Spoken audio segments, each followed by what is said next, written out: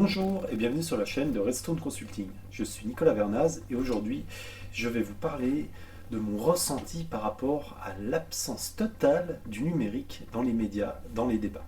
On est à un mois du premier tour du Conseil d'État et de l'élection du Grand Conseil à Genève, donc on est dans une phase importante en termes de campagne électorale. Et puis même de manière générale, je me rends compte que le numérique est totalement absent, mais totalement absent des débats. Alors moi je comprends qu'on parle du pouvoir d'achat, de la famille, de l'environnement, des relations Genève-Europe, des transports, mais pourquoi le numérique est-il absent? À l'heure où les CFF envisagent de mettre des caméras avec reconnaissance faciale dans toutes les gares, où des institutions comme le CICR se font voler des milliers de données, à l'heure où tous les hôpitaux sont à risque, il n'y a qu'à voir notamment en France les cas de Corbeil-Essonnes et les autres qui se sont fait hacker, parfois même au péril de vie humaine.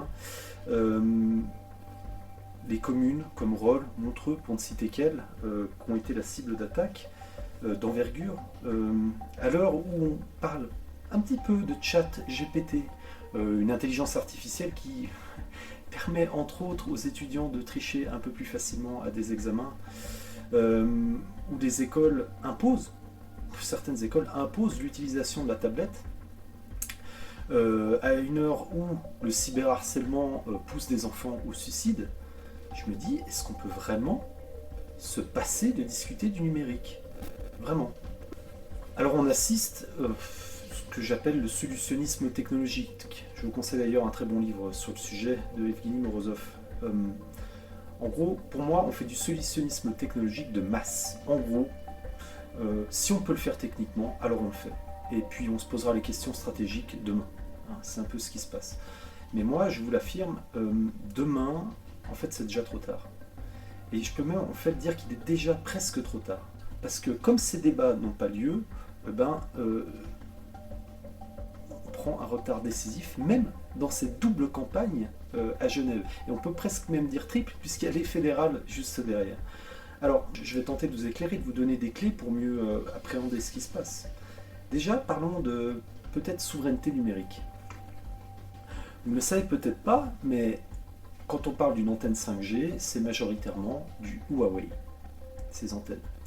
Et donc, c'est chinois. Alors, on n'est pas dans le monde de Mickey, comme je le dis souvent, il faudrait être naïf pour croire qu'on ne pourrait pas y accéder d'une manière ou d'une autre.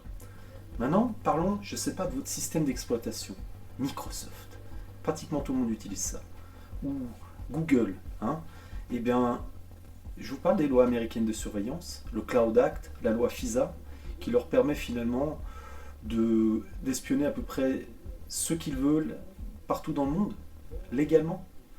Je vous parle là du matériel, des couches applicatives, mais après il y a les données. Les données, vous avez entendu parler du scandale Cambridge Analytica? C'est un des multiples scandales où Facebook s'est fait prendre la main dans le sac, à transposer, à transférer, à partager vos données, vos préférences, vos amis, les préférences de vos amis, et tout ça sans que vous le sachiez. Et ça, on le transmet à des sociétés peu scrupuleuses qui vont même jusqu'à, ça a été prouvé, manipuler certaines élections. Alors j'entends souvent, moi, l'argument de « j'ai rien à cacher ».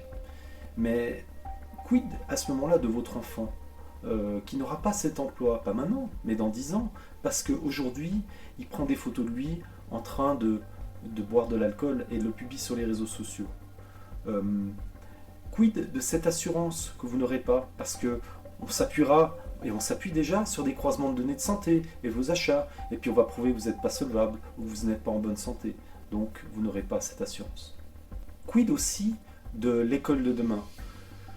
Parce que si, par exemple, toutes ces photos qu'on peut prendre sur les tablettes obligatoires se retrouvent sur le Darknet, et c'est déjà arrivé, je vous parle des scandales de VTech, ces jouets pour enfants, dont les serveurs se sont déjà fait hacker 2 fois. Qui sera coupable? Qui? Vers qui on va pouvoir se plaindre?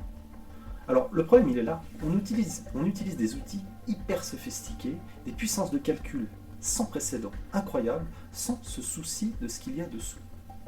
Je fais souvent l'analogie de la voiture. Est-ce que vous laisseriez les clés de votre voiture à votre enfant de 11 ans?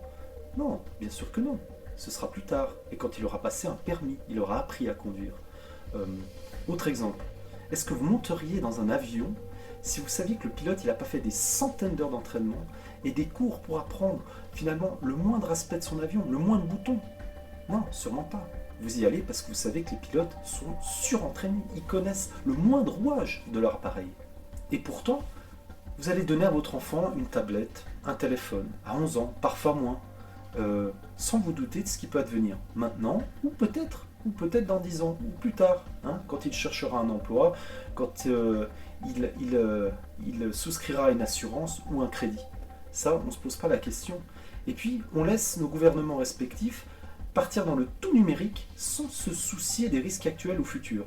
C'est pour votre bien, comme on dit souvent. Hein? Alors, j'entends souvent que la Suisse elle est trop petite pour être autonome, pour être souveraine d'un point de vue numérique. Ça me pose un problème parce que d'autres pays le font. Regardez Israël, leur état d'avancement. Regardez Singapour, tout petit, plus gros producteur de microconducteurs. Et puis des plus gros comme la Chine ou la Russie, bien sûr, mais qui aujourd'hui ont leur réseau, ont leur propre Facebook, ont leur propre Microsoft. Alors pourquoi on ne le fait pas? Après, de manière générale, moi je ne suis pas pour un retour à l'âge de pierre, hein, ni l'abandon des technologies.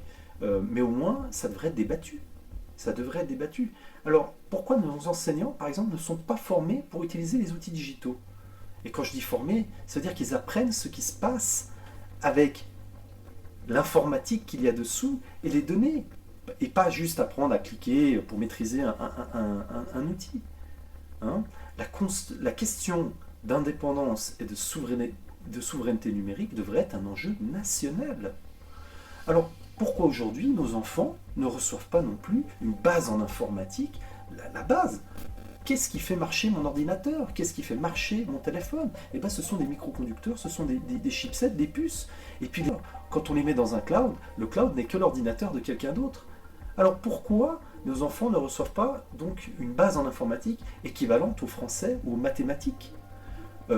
Après tout, voilà, aujourd'hui, un ordinateur, une tablette, un smartphone, c'est aujourd'hui tout aussi important que de savoir multiplier. Savoir se servir de ces outils et comprendre ce qu'il y a derrière, c'est tout aussi important que de comprendre l'histoire de son pays. Alors, pourquoi enfin nos politiques ne prennent pas plus connaissance de tout ceci et ne font rien pour empêcher l'électronisme général? Alors on a des jeunes qui arrivent sur le marché du travail aujourd'hui, et on a cette génération qui arrive, qui sont dépendants à 100% de leurs outils numériques et qui n'ont aucune idée de comment ça marche. Et ce qui se passe avec les données. Et ces gens demain, ce seront les décideurs, ce seront les chefs d'entreprise qui continueront à nous pousser vers un tout numérique sans contrôle.